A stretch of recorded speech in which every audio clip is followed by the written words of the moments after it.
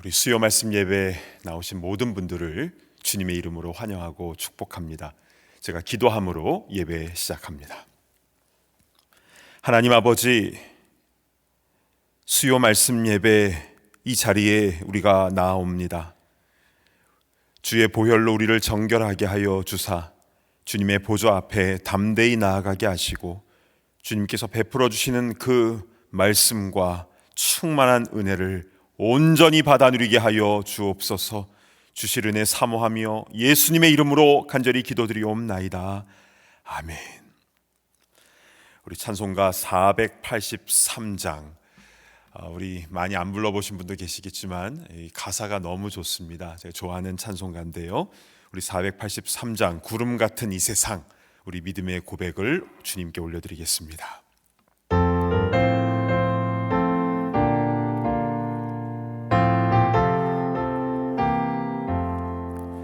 구름 같은 이 세상 모든 부귀 영화 나는 분토와 같이 내어버리고서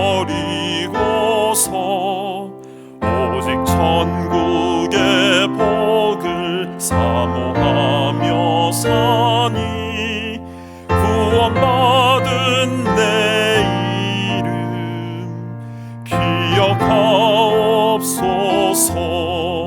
주가 나의 이름 보좌 앞에 놓인 어린 양 생명책에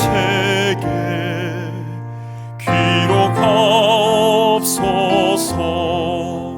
주여 보배 피로써 모든 죄 씻으사 나의 부정한 것을 씻어 맑히소서. 흰 눈보다 더히게 죄를 씻었으니 구원받은 내 이름 기록하옵소서. 아멘. 주가 나의 이름 보좌 앞에 놓인 어린 양 생명책에 기록하옵소서. 죄가 하나도 없고 아무 병도 없는 영화롭고도 밝은 천국 올라가서 주와 함께 그곳에 길이 살겠으니 이런 소망의 삶은 참된 행복이라. 주가 나의 이름 보좌 앞에 놓인 어린 양 생명책에 기록하옵소서.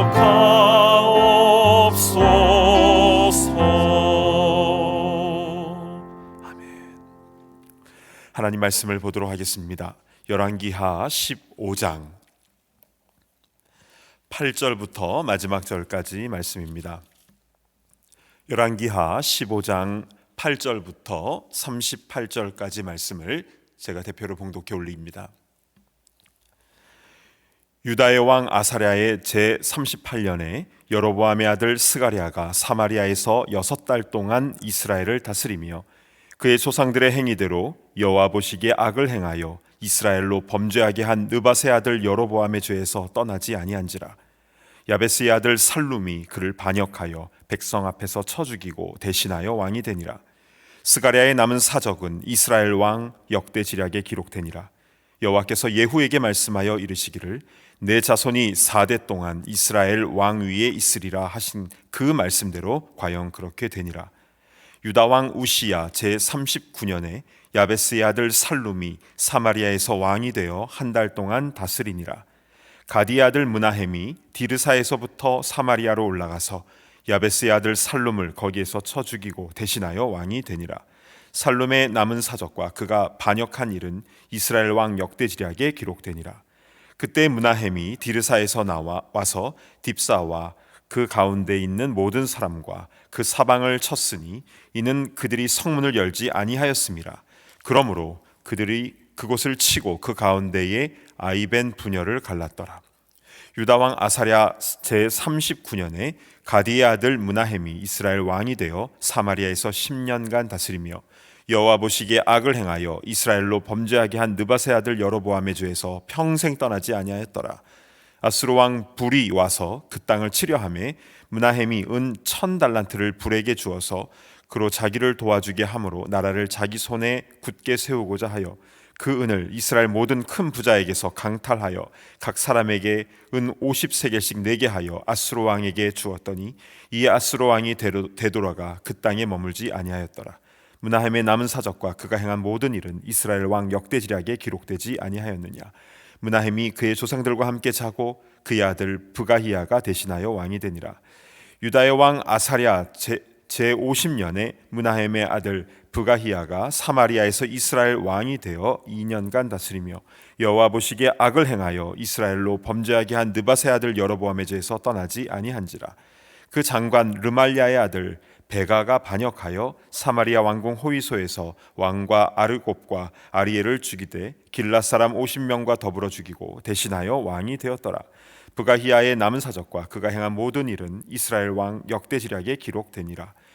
유다의 왕 아사랴 제 52년에 르말랴의 아들 베가가 이스라엘 왕이 되어 사마리아에서 20년간 다스리며 여호와께서 보시기에 악을 행하여 이스라엘로 범죄하게 한 느밧의 아들 여로보암의 죄에서 떠나지 아니하였더라. 이스라엘 왕 베가 때에 아수르 왕 디글랏빌레셀이 와서 이온과 아벨벤 마아가와 야노아와 게데스와 하솔과 길르앗과 갈릴리와 납달리 온 땅을 점령하고 그 백성을 사로잡아 아수르로 옮겼더라. 우시아의 아들 요담 제 20년에 엘라의 아들 호세아가 반역하여 르말랴의 아들 베가를 쳐서 죽이고 대신하여 왕이 되니라. 베가의 남은 사적과 그가 행한 모든 일은 이스라엘 왕 역대지략에 기록되니라. 이스라엘의 왕 르말랴의 아들 베가 제 2년에 유다 왕 우시아의 아들 요담이 왕이 되니 나이가 25세라. 예루살렘에서 16년간 다스리니라. 그의 어머니의 이름은 여루사라 사독의 딸이더라. 요담이 그의 아버지 우시아의 모든 행위대로 여호와께서 보시기에 정직히 행하였으나 오직 산당을 제거하지 아니하였으므로 백성이 여전히 그 산당에서 제사를 드리며 분향하였더라. 요담이 여호와의 성전의 윗문을 건축하니라. 요담의 남은 사적과 그가 행한 모든 일은 유다 왕 역대지략에 기록되지 아니하였느냐. 그때 여호와께서 비로소 아람 왕 르신과 르말랴의 아들 베가를 보내어 유다를 치게 하셨더라. 요담이 그의 조상들과 함께 잠에 그의 조상 다윗성의 조상들과 함께 장사되고 그 아들 아하스가 대신하여 왕이 되니라. 아멘. 잠시 기도하겠습니다. 하나님 아버지, 열왕기하 15장의 말씀을 통하여 주의 음성이 우리 귀에 들리게 하여 주시고 다른 어떤 기준이 아니라 말씀의 기준을 가지고 이 험한 세상, 악한 세상을 승리하며 나아갈 수 있도록 인도하여 주옵소서. 예수님의 이름으로 기도드리옵나이다. 아멘. 오늘은 영원의 관점이라는 제목으로 하나님 말씀을 증거하겠습니다. 먼저 지난주 말씀을 정리하고 넘어가겠는데요. 남유다의 10대 왕이었던 아사랴 또는 우시아라고도 하는데 이 왕은 무려 52년간을 통치했던 왕이었습니다. 업적도 굉장히 많았죠. 다윗 솔로몬 때처럼 경제적으로 또 정치적으로도 황금기였습니다. 이렇게 남유다가 다시 강해진 이유가 어디 있었습니까?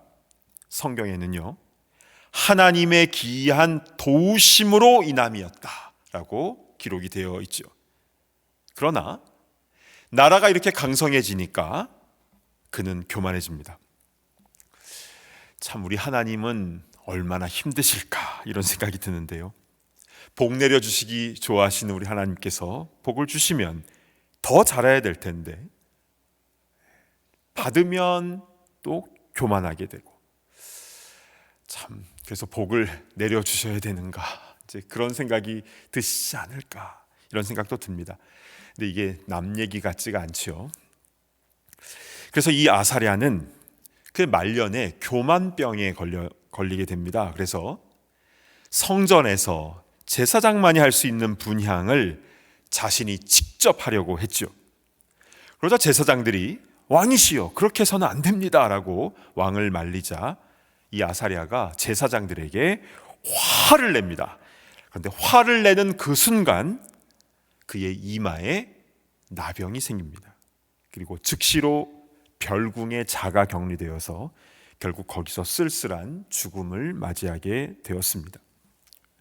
사랑하는 여러분, 약해도 겸손하면 쓰임 받습니다. 그러나 능력 있어도 교만하면 망하는 것입니다. 선줄로 생각하는 자 넘어질까 조심하라. 늘 하나님 앞에서 겸손히 행함으로 주님이 부르시는 그날까지 깨끗하게 쓰임받는 우리 모두가 되기를 간절히 바랍니다. 아멘. 자, 오늘 본문에는 여러 왕들이 나오는데요, 북이스라엘만 5명의 왕들이 나오고요, 또 마지막에 남유다의 요담 왕까지 해서 총 6명의 왕들이 등장을 합니다. 자, 이 왕들의 모습을 통해서 우리에게 주시는 하나님의 말씀 무엇인지 이제 하나씩 살펴보도록 하겠습니다.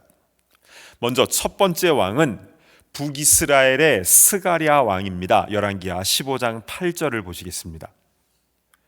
유다의 왕 아사랴의 제38년에 여로보암의 아들 스가랴가 사마리아에서 6달 동안 이스라엘을 다스리며, 자, 북이스라엘의 14대 왕인 스가랴가 나오는데요, 우리가 원래 잘 알고 있었던 선지자 스가랴와 동명이인입니다. 그러니까 다른 사람입니다.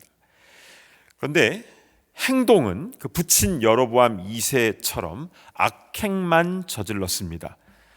그러다가 이 살룸이라는 자가 반역함으로 인하여 이 스가랴는 6개월 만에 죽게 되죠. 자, 그래서 이 스가랴를 끝으로 예후 가문은 이제 왕위에서 물러나게 되는데요, 그러니까 10대 왕이었던 예후로부터 시작해서 14대 스가랴까지 100년이 넘도록 예후 가문이 북이스라엘을 통치했는데요, 그러나 모두 하나님 보시기에 옳지 않았습니다. 그런데 왜 이런 가문을 이렇게 오랫동안 왕 위에 두게 하셨을까요? 여러분, 예전에 우리 수요 말씀 예배를 예전부터 쭉 잘 참여하신 분들은 아실 겁니다. 예전에 엘리사 선지자 중에 청년 그 선지자 제자가 있었죠. 그 청년이 길앗 지방에 가서 예후에게 기름을 딱 붓고 돌아옵니다. 그러자 그 예후가 미친 듯이 병거를 몰고 막 먼지를 내면서 막 달려서 이스라엘 별궁으로 달려가서 아합과 관련된 모든 자들을 다 심판하는 그 장면이 기억이 나시죠? 아합 가문의 심판에 쓰임받은 이 예후였습니다. 그때 하나님께서 이 예후에게 어떤 말씀을 하셨는지 열왕기하 10장 30절로 한번 가보시겠습니다. 여호와께서 예후에게 이르시되 내가 나보기에 정직한 일을 행하되 잘 행하여 내 마음에 있는 대로 아합 집에 다 행하였은즉 내 자손이 이스라엘 왕 위를 이어 4대를 지내리라. 예후에게 하나님께서 이 말씀을 주시고 나서 오늘 본문인 열왕기하 15장 12절로 돌아와 보겠습니다. 여호와께서 예후에게 말씀하여 이르시기를 내 자손이 4대 동안 이스라엘 왕 위에 있으리라 하신 그 말씀대로 과연 그렇게 되니라. 아멘. 그때 주셨던 그 예언의 말씀이 그대로 성취가 된 것입니다. 그런데 여러분, 중요한 것은 예후는 이런 자손의 복을 받았음에도 불구하고, 그러나 예후 자신은 왕이 되고 나서 마음이 변해버렸죠. 자기도 금송아지 숭배를 합니다. 그래서 신앙의 유산을 후손들에게 물려주지 못합니다.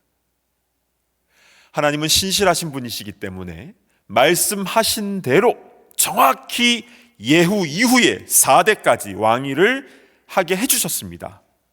이것도 분명히 복은 복이지요. 그러나 신앙의 유산은 물려주지 못했기 때문에 왕위는 계속 계승이 되어도 모두 다 죄악된 길로 갑니다. 그러니까 진짜 중요한 복은 다 놓쳐버린 것이죠.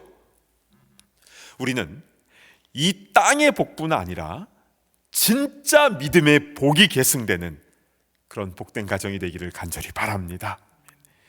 눈물로 씨를 뿌리는 부모의 기도는 반드시 응답됩니다. 반드시 기쁨으로 단을 거두는 그런 참된 가정들이 다 될 줄로 믿습니다. 아멘.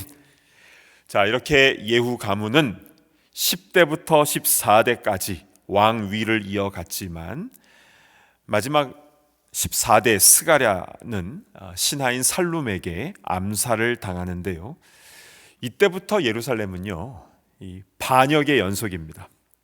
왜냐하면요, 행한 대로 그대로 돌려받는 것이잖아요. 내가 반역해서 왕이 되었다면 또 반역 당함으로 왕위가 끝나게 되는 것입니다. 그래서요, 반역으로 15대 왕이 된 이 살룸도요, 통치 한 달 만에 므나헴이라는 자에게 암살을 당합니다. 그리고 이 므나헴은 16대 왕이 되어서 10년간 북이스라엘을 통치하는데요. 그런데 이 므나헴은요, 아주 악독한 사람이었습니다. 임산부까지 끔찍하게 죽이는 장면이 성경에 기록이 되어 있죠. 그런데 이때 아수르의 왕 중에 불이라는 자가 있습니다. 이름이 불이라서 좀 이상하죠. 근데 히브리 성경을 찾아보면요, 정확한 발음은 풀입니다. 불도 이상한데 풀은 더 이상한 것 같습니다. 자, 그런데 당시에 이 아수르는 떠오르는 신흥 강대국이었습니다. 그러니까 그 전까지만 해도 아람이 강대국이었는데 이제 아람은 점점점 지고 아수르가 점점 강해지는 상황이었습니다. 그래서 이 아수르 왕 불이 이스라엘에 왔을 때에 이 므나헴이 어떻게 했는 줄 아십니까? 돈 많은 사람들에게 은 50세겔씩 뺐습니다. 강탈을 해서 은 1,000달란트를 만들어서 불에게 조공으로 갖다 바칩니다.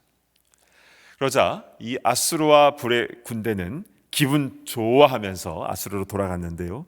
그런데 그 후로도 조공은 계속 바쳐야 되는 것이었죠. 그러니까 이 북이스라엘의 므나헴 왕은요, 모든 정치를 그냥 인간적으로 생각하는 그런 사람이었습니다. 아수르가 쳐들어오면 사실은 먼저 자신의 악한 행실을 돌아보고 하나님께 회개부터 해야 되는데 그는 돈으로, 부자들의 돈을 뺏어서 조공 바치는 것으로 문제를 해결하려고 했던 그런 사람이었죠. 그렇게 10년간 통치하다가 죽고 그 아들 브가히야가 17대 왕이 되어서 2년간을 통치하는데요. 그 아비의 그 아들입니다. 역시 악한 일만 하다가 베가에 의해서 암살을 당합니다. 그래서 또 이 왕의 가문이 또 바뀌는데요. 그래서 18대 왕에 오른 이 베가는요, 그 앞에 왕들처럼 친아수르 정책을 쓰지 않고 이 저물어가는 아람과 동맹을 맺어서 아수르에 대항을 하는데요. 그러다가 아수르의 디글랏빌레셀의 공격을 받아서 다 뺏기고 북이스라엘은요, 이때부터 최초로 포로로 아수르로 잡혀가는 일이 벌어지게 됩니다. 그리고 이 베가 왕 역시 19대 호세아에게 암살을 당해서 죽게 됩니다. 여기까지가 31절까지의 내용입니다. 참 암살의 암살. 여러분, 북이스라엘 왕은요, 총 19명이 왕들이 있었는데요. 그 중에 8명이 암살을 당했습니다. 암살 당할 때마다 가문이 바뀐 것이죠. 반면 남유다는 처음부터 끝까지 유다 지파 한 곳에서만 왕이 나오게 됩니다. 참 대조적이지요. 자, 그러면 이제 남유다로 한번 내려와 보도록 하겠습니다. 우리 15장 32절을 한번 보실까요? 이스라엘의 왕 르말랴의 아들 베가 제2년에 유다 왕 우시아의 아들 요담이 왕이 되니. 자, 남유다의 11대 왕인 요담이 나옵니다. 부친인 우시아, 그러니까 아사랴가 나병에 걸려서 별궁에 거할 때에 그 아들 요담이 왕이 되어서 16년간을 통치를 했는데요. 이 요담은 성전의 윗문을 건축하고 또 하나님 보시는 앞에서 그래도 정직히 행한 왕입니다. 그렇게 할 수 있었던 이유가 무엇일까요? 그 다음 절인 33절을 보겠습니다. 나이가 25세라 예루살렘에서 16년간 다스리니라. 그의 어머니의 이름은 여루사라 사독의 딸이더라. 자, 요담의 어머니가 나오는데 이름이 여루사, 사독의 딸이다라고 나와 있습니다. 여러분, 사독은 유명한 대제사장이었습니다. 그 사독의 딸인 여루사가 이 요담을 어떻게 키웠을 것 같습니까? 말씀 가운데 양육했겠죠. 그래서요, 이 요담은 나병 걸려 죽은 그 아버지보다 하나님의 규례를 더 잘 지켰습니다. 또 아버지가 그렇게 끔찍하게 말년에 죽는 것을 보면서 깨달은 바가 있었겠죠. 물론 산당을 제하지 않은 것은 아쉬움으로 남습니다. 그러나 이 요담은 성전을 수리하고 또 하나님의 계명을 사랑한 왕으로 그렇게 기록이 되어 있습니다. 여러분, 남유다와 북이스라엘을, 이 왕들을 비교해 보면 참 큰 차이가 나지 않습니까? 북이스라엘의 19명의 왕들을 보면 하나님 앞에서 정직하게 행했다라는 왕이 한 명도 없습니다. 그나마 조금 쓰임받았던 왕이 10대 예후 정도이죠. 또 예후가 왕이 되기 전에 쓰임받았고 왕이 되고 나서는 금송아지 숭배했죠. 반면에 남유다의 20명의 왕들을 보면요, 하나님 보신 앞에서 정직하게 행했다라는 칭호를 받은 왕들이 꽤 됩니다. 3대 아사왕, 4대 여호사밧 왕, 8대 요아스, 9대 아마샤, 10대 아사랴, 11대 요담, 그리고 13대 히스기야와 16대 요시야는요, 이 히스기야와 요시야는요, 산당까지도 다 제거한 그런 종교개혁을 한 왕이었습니다. 그리고 다윗의 길로 온전히 행했다라고 나와 있습니다. 그러니까 가장 훌륭한 두 왕이 바로 히스기야와 요시야 왕이죠. 그러면 도대체 남과 북의 차이는 무엇인가? 이 생각을 해보게 됩니다. 왜 북이스라엘에는 남유다와 같이 제대로 된 왕들이 왜 한 명도 없었던 것인가? 저는 성경에서 두 가지 이유를 찾았습니다. 첫 번째는요, 첫 단추가 달랐다라는 것입니다. 남유다의 왕들은요, 그들의 마음속에 어떤 큰 기준이 딱 있습니다. 바로 유다 지파의 첫 번째 왕인 다윗 왕이었죠. 그리고 그 다윗에게는 하나님께서 약속을 주신 그 언약의 말씀이 있었습니다. 그러나 북이스라엘 경우에는 첫 단추가 금송아지 2마리 직접 만든 여로보암이었죠. 그래서 그 19명의 모든 왕들이 다 여로보암이 만든 그 금송아지 숭배를 했던 것입니다. 그러니까 첫 단추 잘못 끼니까 19개 단추가 다 어긋나게 된 것이죠. 이것이 첫 번째 차이점이었습니다. 두 번째는요, 저는 어머니의 역할이라고 확신하는데요, 북이스라엘의 왕들은요, 그들의 어머니의 이름이 나오지 않습니다. 아합의 부인 이세벨만 그 악행으로 인하여 나오는 것뿐이지 왕들의 어머니에 대해서 따로 기록된 것은 없습니다. 그러나 남유다에는 왕들의 어머니 이름들이 계속 나오지 않습니까? 자녀들이 어렸을 때에 아버지의 영향도 참 많이 받습니다. 그런데 또 어머니를 통하여 중요한 것을 배우지 않습니까? 어머니는 그 자녀의 생명을 직접 잉태하였기 때문에 이 자녀들과 아주 긴밀하게 연결되어 있는 것을 보게 됩니다. 그래서요, 믿음의 어머니 밑에서 자란 왕들은요, 기본적으로 하나님의 말씀을 경외하는 자세가 되어 있습니다. 물론 자기 신앙은 결국 자기가 책임지는 것인데요, 그러나 그 신앙이 자라는 데 있어서 부모의 역할, 특별히 어머니의 역할은 굉장히 중요한 것 같습니다. 출애굽기에 나오는 모세는요, 40세까지 애굽의 왕궁에서 왕자로 자랐습니다. 그러나 모세에게는 자기는 이스라엘 사람이다라는 그 아이덴티티, 정체성이 있었죠. 그래서 애굽의 간수가 이스라엘 사람을 막 학대하는 것을 볼 때에 모세는 자기 형제를 치는 것을 본지라 라고 성경에 기록되어 있습니다. 아니, 애굽의 왕궁에서 공주의 아들로 자라난 이 모세가 어떻게 히브리 노예들을 봤을 때 자기 형제라고 그렇게 생각할 수 있었을까? 모세에게 젖을 물린 유모가 다름 아닌 모세의 친모 요게벳이지 않았습니까? 그러니까 젖을 물리면서 이 아이를 키우면서 우리 민족의 하나님은 누구신지 신앙으로, 말씀으로 키운 것이었습니다. 그렇습니다. 부모의 기도 그리고 부모의 신앙 양육은 반드시 열매를 맺습니다. 이 생명으로 연결이 되어 있으니까요. 혹시 잠시 곁길로 간 자녀들이 있다면 부모의 눈물의 기도로 인하여 때가 되었을 때 다 돌아오게 되는 줄로 믿습니다. 아멘. 여러분, 오늘 본문에 나오는 이 북이스라엘의 많은 왕들 그리고 또 남쪽의 왕들을 보면서 어떤 생각이 드셨습니까? 저는 왕의 가문도 참 부질없다, 이런 생각이 강하게 들었습니다. 사실 왕들은 기본적으로 금과 은과 보석을 달고 다니지 않습니까?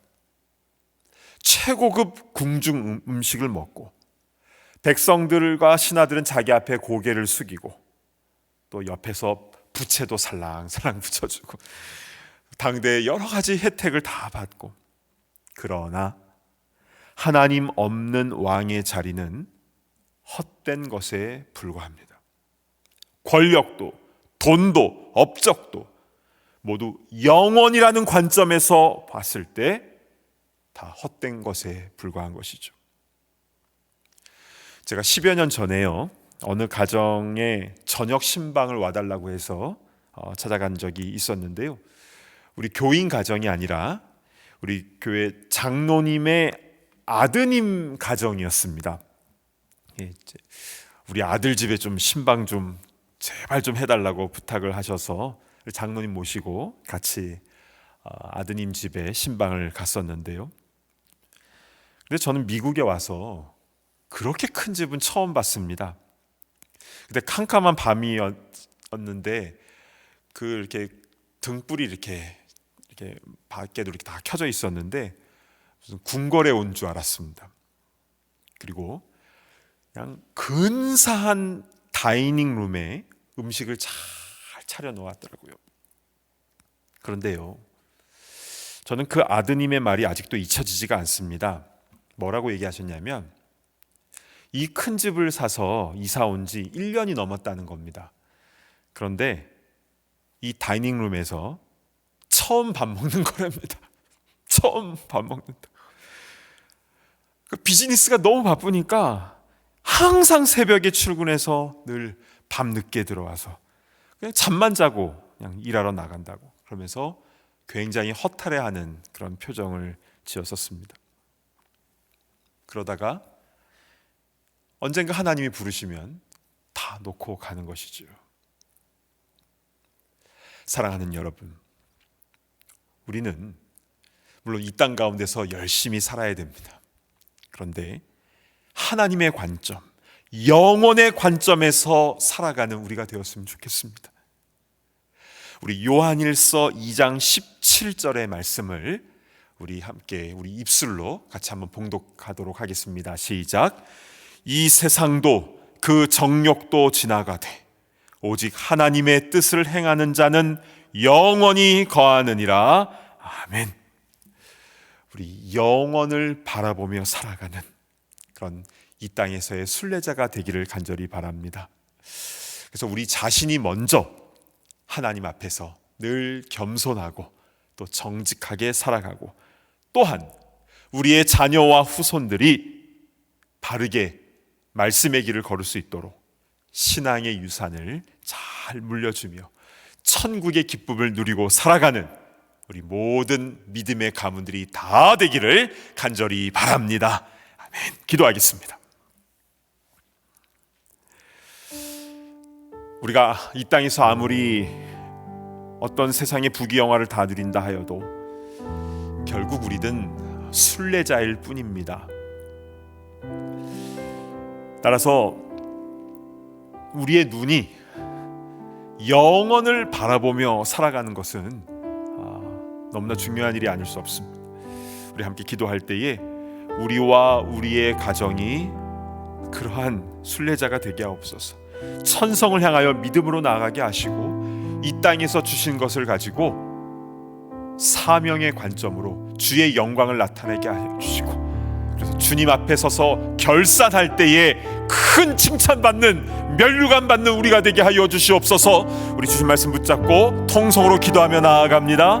하나님 아버지, 참으로 감사를 드립니다. 하나님, 짧은 이 세상을 우리가 살아가는 때에 우리의 눈이 무엇을 바라봐야 되는지 분명하게 말씀해 주시니 참으로 감사를 드립니다.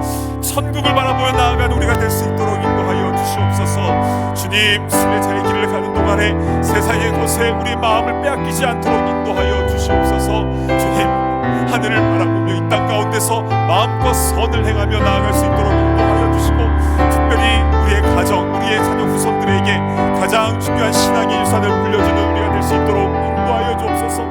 잠시 곁길로 간 자녀들이 있다 할지라도 기도하며 눈물을 뿌릴 때에 주님께서 기쁘게 다들 거두게 하실 줄로 믿사오니, 그 열매가 우리의 모든 가정 가운데 일어나게 하여 주시옵소서. 하나님 잘 믿고 이 땅 가운데서 하나님 영광 나타나는 삶을 살다가 주님 부르시는 그때에 결산하며 크게 상받으며 면류관 받는 우리 모두가 다 될 수 있도록 인도하여 주시옵소서. 그런 은혜를 우리 가정으로 주옵소서. 하나님 아버지, 오늘 열왕기하 15장의 말씀을 통하여 가장 명예와 권력을 다 가졌다고 하는 이 왕들의 모습을 보았을 때에 참 얼마나 부질없는가, 참 이렇게 암살의 암살을 반복하는 이런 모습이 무슨 의미가 있는 것인가 라는 생각을 하게 됩니다. 하나님, 그런데 우리의 삶도 마찬가지지 않습니까? 우리가 이것을 붙잡으려고 저것을 붙잡으려고 그렇게 아둥바둥하며 살아가고 있지만, 그러나 영원한 것을 바라보지 못할 때에 이 모든 것이 무슨 의미가 있겠습니까? 오 주님, 천성을 향하여 나아가는 순례자임을 늘 기억하게 하여 주시고, 이 땅 가운데 살아가는 동안 늘 주님과 동행하며 나아갈 수 있도록 인도하여 주시고, 하나님 보신 앞에서 정직하게 행하며 늘 겸손하게 살아가는 주님의 귀한 일꾼들 다 되게 하여 주시옵소서. 우리에게 건강이 있을 때, 또 물질이 있을 때, 재능이 있을 때 그것을 가지고 하나님의 영광을 나타내는 데 쓰임받는 우리가 되게 하여 주시고, 주님 앞에서 결산할 때에 부끄럽지 않게 하여 주시옵소서. 하늘에서 큰 자가 되게 하여 주시고, 빛나는 금면류관 다 받아 쓰는 우리 모두가 다 되게 하여 주시고, 특별히 우리의 자녀와 후손들 가운데 함께 하여 주셔서 믿음의 계보를 이어나가는 믿음의 명문 가문이 되게 하여 주시옵소서. 예수님의 이름으로 간절히 기도드리옵나이다. 아멘. 이제는 우리 주 예수 그리스도의 그 크신 은혜와 아버지 하나님의 무한하신 사랑하심과 성령님의 감동, 감화, 교통하심의 역사가 천국을 바라보며 이 순례의 길을 바르게 걸어나가기를 소망하는 모든 주의 권속들과 우리의 자녀들, 후손들 머리머리 위에 이제로부터 영원토록 함께 있을지어다. 아멘.